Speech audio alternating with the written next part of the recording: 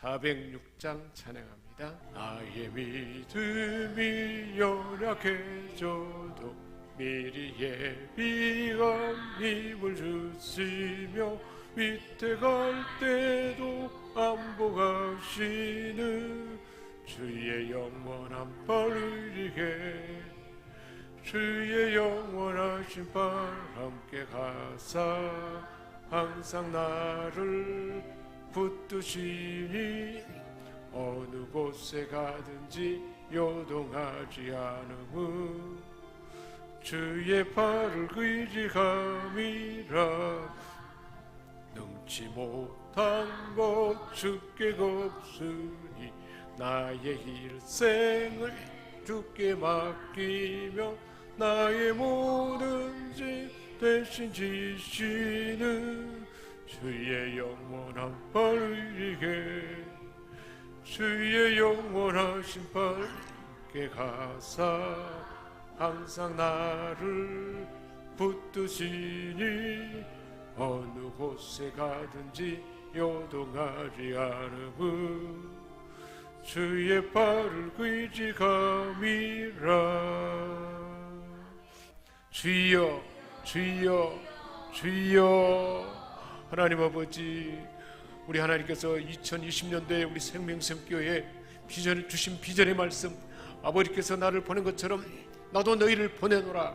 하나님께서 이 시대에 하나님의 대행자로 우리 하나님만 할 수 있는 그 일을 아들을 통해서 이루셔서 구원을 이루고 하나님의 영광을 드러내고 하나님 나라가 이 땅에 이루어지게 하시고 우리를 모두를 하나님의 상속자라 삼아 주셔서 이제는 우리가 우리 예수님이 보낸 바 되어서 우리도 이제는 우리 주님을 대신해서 우리 하나님의 지혜와 하나님의 사랑과 하나님의 언어와 사람을 살리고 격려하고 세워주고 소망을 주는 그런 언어의 사람들이 되게 하시고 사랑의 사람들이 되게 하시고 섬김의 사람들이 되게 하시고 우리 주님의 지혜를 나타내고 다윗과 같은 왕권 아브라함의 복을 받아서 하나님 이 시대 가운데 나를 통해서 수많은 사람들이 하나님의 영광을 보게 하시고 하나님의 풍성함을 경험하게 하시고 하나님 주시는 평강과 하나님 주시는 은혜와 하나님 주시는 가장 좋은 것들이 나를 통해서 수많은 우리 가족들과 주변의 사람들에게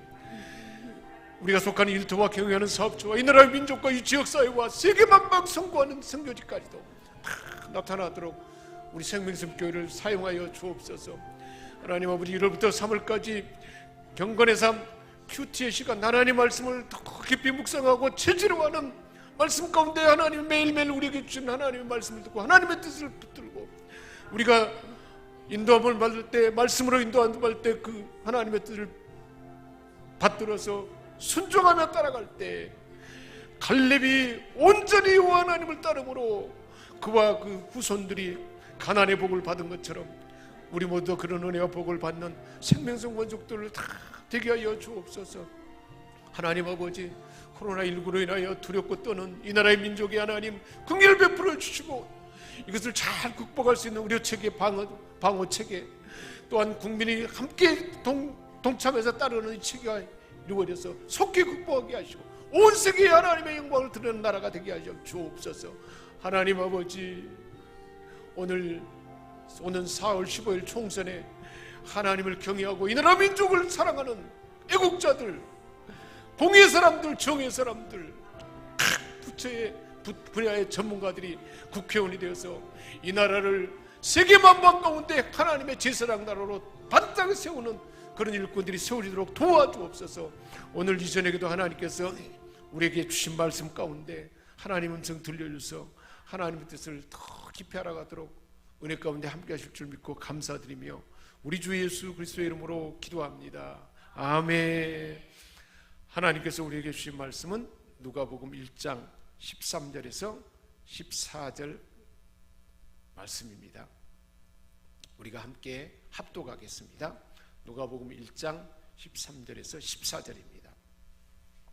합독하겠습니다. 천사가 그에게 이르되 사가랴여 무서워하지 말라. 너의 간구함이 들린지라. 내 아내 엘리사벳이 내게 아들을 낳아 주리니 그 이름을 요한이라 하라. 너도 기뻐하고 즐거워할 것이요 많은 사람도 그의 태어남을 기뻐하리라. 아멘. 제사장 사가랴는 아내가 나이 많도록 아들을 낳지 못했지만 오늘 말씀을 보니까 오랫동안 자녀를 달라고 간구했고 기도했고 하나님이 그래서 세례 요한을 하나님의 때에 준비해서 태어나겠다는 거예요. 왜 저렇게 경건하고 하나님을 사랑하는 가정에 아이가 없을까 그랬는데 하나님께서 하나님의 아들 예수 그리스도를 예비하도록 오는 길을 다 예비하도록 그 가문을 통해서 세례 요한 예수님의 길을 예비하는 자녀가 태어나겠다는 겁니다. 누가복음 1장 13절에 천사가 그에게 이르되 사가랴여 무서워하지 말라 너의 간구함이 들린지라. 하나님 앞에 기도하면 우리가 기도하는 것을 누가 들은다고요? 하나님이 들은다는 거예요.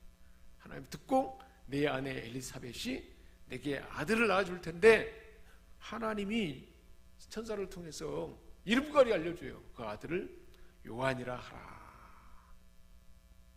기도했더니 기도를 통해서 하나님은 이 시대 가운데 하나님이 큰 일을 행할 사람들을 기도의 어머니를 통해서 기도의 사람을 통해서 태어나게 한다는 겁니다. 상상할 수 없는 끔찍한 고난, 나이가 많이 들도록 아이가 없으니까 사람들은 어떻게 해서 저렇게 경건한 가정에 아이가 없을까? 벌을 받았을까? 사람들이 아주 무시하고 그래서 우울하고 쓸쓸한 고난 가운데 있었죠. 그러니까 더 하나님 앞에 기도할 수밖에 없었고, 그래서 우리의 삶 가운데 고난과 답답한 환경은 하나님께 기도하라 하는 사인이라는 거예요. 코로나19가 지금 들어와가지고 두려움 가운데 질문 가운데 벌벌 떤단 말이에요. 무슨 사인이에요? 너희 하나님 앞에 기도하라. 사라가 그랬어요. 사라가 하나님이 사랑하는 가정이었는데 아브라함에게 약속했는데 후손이 하늘의 별처럼 많아진다고 그랬는데 나이가 90살이 됐는데도 할머니가 됐는데도 아들이 없어요. 그러니까 하나님 앞에 기도할 수밖에 없었죠. 삼손도 그래. 삼손의 어머니도 그렇게 하나님 앞에 기도했고, 그래서 절망 가운데, 고통 가운데, 아픔과 한 가운데 좌절하지 아니하고 하나님 앞에 기도했더니 하나님께서는 간절한 기도를 통해서 하나님의 뜻을 이룰 자녀가 태어나게 했다는 것입니다. 오늘날도 우리가 하나님 앞에 뜻을 정하고 계속 기도하면 하나님께서 우리 가족들을 다 구원해 주셔서 하나님이 이 시대 가운데 쓰는 위대한 인물들이 태어나도록 역사할 줄 믿습니다. 손자들 가운데서 자손 대대로 그런 인물이 태어나게 한다는 거예요. 기도하는 것마다 헛것이 아니라는 거예요. 기도하는 어머니, 기도하는 할머니, 이런 기도하는 사람들을 통해서 하나님은 하나님의 위대한 사람들을 이 시대 가운데 만들어 간다는 겁니다. 기도의 뒷받침 없이 하나님의 계획한 일을 이룰 수 없다는 거예요. 이스라엘 백성들이 출애굽하기 전에 애굽에 있을 때 얼마나 고통스러웠어요. 사내 아이들은 다 죽여라 그랬고, 산파를 통해서 죽이라 그랬고, 또 그래도 안 되니까 나일강에 던져서 죽이라 그랬잖아요. 얼마나 고통스러워요. 하나님 앞에 부르짖었잖아요. 하나님 앞에. 하나님 그 소리를 들었다고 그랬습니다. 바벨론에 포로 잡혀갔을 때도 또 하나님 앞에 기도했어요. 언제든지 역사의 구비구비마다, 변곡점마다 암울한 상황이 벌어졌고, 그때는 하나님이 기도하도록 그 마음을 사람들에게 불러일으켰고, 기도할 때마다 하나님의 계획은 기도하는 사람들을 통해서, 그 가정을 통해서, 그 자녀를 통해서, 기도하는 사람을 통해서 하나님의 뜻을 이뤘던 것입니다. 그리고는 결국은 하나님이 세례 요한을 준비하는데 어디 가서 준비하게 했어요? 광야로 가게 했어요. 광야. 요한은 광야에 가서 낙타 트롯을 입고 메뚜기와 석청, 벌꿀과 이런 것들을 먹고 살았어요. 세례 요한은 먹고 사는 것에 의식주의에 목을 매지 않았어요. 오직 하나님의 아들 예수 그리스도를 기다리는 마음으로 자기 먹고 살고 마시는 것, 잠자는 것 이런 것에 집중하지 아니하고 하나님의 아들 예수님이 언제 오실까 하고 그것만 기다렸어요. 오늘날 우리 시도 마찬가지예요. 다시 오실 예수님을 준비한다면 우리는 우리 자신에게 너무 집중할 필요가 없다는 거예요. 하나님이 필요한 것을 다 공급해 주시는 거예요. 먹고 입고 자고 쉴 것은 하나님의 공급자이기 때문에 최소한 필수적인 것만 있으면 된다는 거예요. 그래서 우리의 여분의 것을 가지고 뭘 해야 될까요? 하나님의 기뻐하는 선교의 일에 나는 좀 제한하고 나의 누릴 것은 좀 제한하고 선교헌금을 드리고 하나님의 영광을 위해서 우리가 사용하는 그때에 세례 요한이 자기 삶을 제한했던 것처럼 왕의 오심을 준비하기 위해서 자기를 제한하고 광야에서 필요한 것만 아주 기본적인 것만 먹고 그렇게 살아왔던 것처럼 왕의 오심을 준비하는 사람들은 자기를 제한해서 그 남은 것으로 하나님 앞에 영광 돌리는 사람이라는 것을 세례 요한은 우리에게 본보기로 가르쳐주고 있습니다. 세례 요한은 왕의 오심을 준비하는 자였습니다. 세상에 치에서 살지 않고 광야의 삶을 살았어요. 메시아를 위해서 자기의 삶을 최소화시켰어요.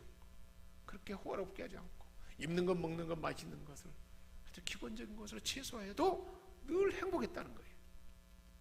그렇지 않을까요? 저와 여러분의 삶도 나의 삶을 제한하고 하나님의 영광을 위해서 하나님 앞에 더 귀한 것을 드리고 싶은 마음으로 하나님 나라가 나를 통해서 확장되는 것을 원하는 마음으로 나를 제한할 때 우리 하나님이 영광 받을 줄 믿습니다. 우리가 나를 제한하는 것이 뭘까요? 우리가 TV를 볼 때 쓸데없는 것을 내가 안 보는 것도 그것도 문화금식이라 그래요. 문화금식. 아무 도움이 되지 않은 거 보면은 안 되잖아요. 시간을 낭비하잖아요. 편리함, 너무 편리한 것, 그것이 자기 부인이에요. 세례 요한도 그랬어요. 자기를 부인하고 자기 십자가를 지고 왕의 올 길을 예비했다는 것입니다. 우리 예수님은 하나님의 통치를 잃어버리고 사탄 마귀가 왕노릇하는 세상에, 그래서 사탄의 종이 된 우리들에게 사단의 권세를 꺾어버리고, 그래서 죄 가운데 사는 사람들이 회개하고 돌이켜서 예수를 믿음으로 천국을 주기 위해서 이 땅에 오셨던 것입니다. 그 일을 위해서 하나님의 아들 예수가 오는 그 길을 위해서 기도하는 사람 사가랴와 엘리사벳을 통해서 그 가정에 그 아들이 태어나서 그 일을 행하게 됐던 것입니다. 그래서 예수를 그리스도를 증거하는 광야에서 외치는 소리라고 했는데, 주의 길을 만들어 드리는 회개와 세례 새 역사가 요한을 통해서 시작됐습니다. 자기 삶을 제한하고 우리 예수님처럼 내가 누릴 수 있는 것을 제한하고 그것으로 하나님의 영광을 위해서 하나님 앞에 예물을 드리고 성교의 예물을 드리고 하나님 나라를 이루도록 그렇게 했던 것입니다. 사랑하는 여러분, 요한처럼 살 수 있겠습니까? 예수님 때문에, 복음 때문에 나를 제한하고 살고 있습니까? 아니면 나는 왜 이렇게 예수 믿는다는 핑계로 더 누리지 못하고 이렇게 힘들까? 그런 생각을 갖습니까? 우리 하나님께서 오늘 이전에게 몇 도 안 되지만 우리를 사랑하셔서 이 자리에 불러내시고 세례 요한처럼 그렇게 살아가도록 은혜를 주시고, 그리고 후손이 잘되고 복받고 하나님의 나라가 나를 통해서 우리 생명샘교회, 우리 가정과 우리 일터와 경영하는 사업처와 이 나라 이 민족의 선교지 위에 마음껏 확장하도록 그렇게 사용할 줄 믿습니다. 고생한 후에 기쁨 있고 십자가 후에 영광 있고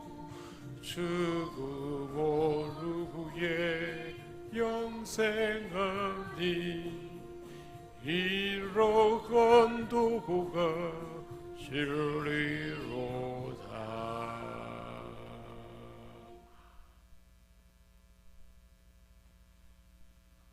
주님이 가르친 기도로 예배를 마치겠습니다. 하늘에 계신 우리 아버지, 아버지의 이름을 거룩하게 하시며 아버지의 나라가 오게 하시며 아버지의 뜻이 하늘에서와 같이 땅에서도 이루어지게 하소서. 오늘 우리에게 일용할 양식을 주시고 우리가 우리에게 잘못한 사람을 용서하여 준 것 같이 우리 죄를 용서하여 주시고 우리를 시험에 빠지지 않게 하시고 악에서 구하소서. 나라와 권능과 영광 영원히 아버지의 것입니다. 아멘.